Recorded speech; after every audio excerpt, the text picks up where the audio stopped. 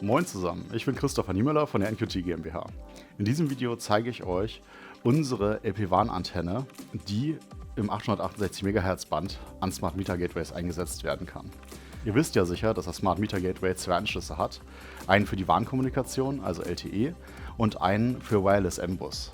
Das heißt, der ist manchmal mit LMN bezeichnet, Wireless LMN, da gibt es verschiedene Bezeichnungen je nach Hersteller. Der Antennenanschluss wird dazu genutzt, um Wasserzähler auszulesen, Gaszähler und alles, was es sonst noch so mit Wireless M-Bus gibt, also zum Beispiel auch Heizkostenverteiler oder Sensoren. Natürlich muss ich an diesem Anschluss auch eine Antenne anschließen, wenn ich diese Geräte auslesen möchte. Und aus diesem Grund haben wir unsere LPWAN-Antenne in der richtigen Farbkodierung, wie die auch im Gateway ist, also in blauer Farbkodierung und mit entsprechend kodiertem Stecker, sodass ich diese Antenne direkt am Gateway anschließen kann und so für guten Empfang von den Geräten nahe am Zählerplatz sorgen kann. Die Antenne haben wir auch für LTE, für Situationen, in denen der LTE-Empfang gut ist. Das heißt, ihr könnt mit zwei kleinen Antennen viele Anforderungen am Zählerplatz lösen. Sprecht gerne unseren Vertrieb an, wenn ihr Muster braucht oder wenn ihr weitere Informationen haben wollt. Vielen Dank fürs Zuschauen, bis zum nächsten Mal.